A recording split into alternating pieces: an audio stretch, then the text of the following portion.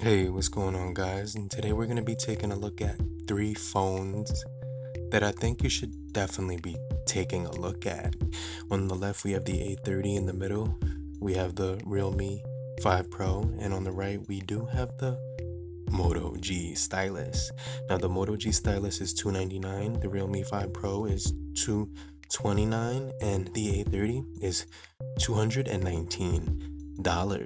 So without any more detail, we're going to take a look at the cameras on all three devices, but leave some notes in the comment section to reference your thoughts on these three phones.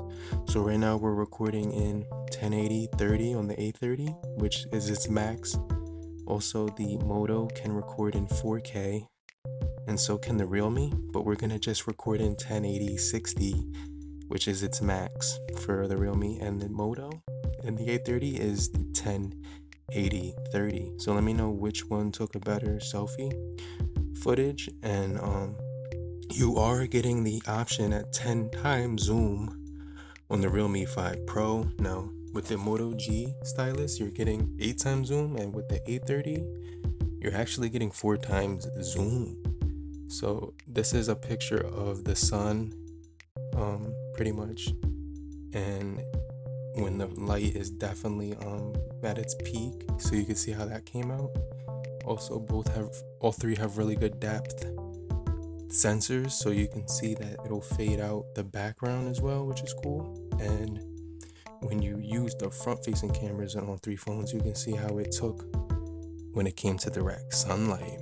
But we're looking here at the details on all three, and my preference here is the Realme 5 Pro, but let me know your preference here as well. And we're getting some really good shots. On the right, the Realme being the brightest. My second fave is the A30, and the G Stylus was a little bit darker here for my taste and preference. But all three did take some really good images and footage, as you can see right here. They were able to capture the different landscapes and overall capture some really good detail. So I'm just panning around. This is actually Lake Minnewaska, I think it is, in New Paltz. So there's actually a waterfall here, and it was really beautiful day, about 80 degrees, and everything, the weather was really nice, and so was the overall climate for taking some photographs and some video. So you can see right here, I'm actually boosting the zoom capabilities on all three to show you how they all stack up, and you can actually see that dude at the top from a very far distance on the Moto G, which was pretty cool. So let me know down below which one you think has the better details, overall color palette, color science, and how each one handles shadows, darks, and over exposure. So right here, my favorite is the Realme 5 Pro on the right, because of those colors bursting out for that photo in particular. But depending on the image and where you're at or scenario of lighting, you will get different results based on those scenarios. But you can see right here, we were just getting some really good detail overall on all three phones, and I didn't have any issues with these phones and how they perform with the cameras for the price point.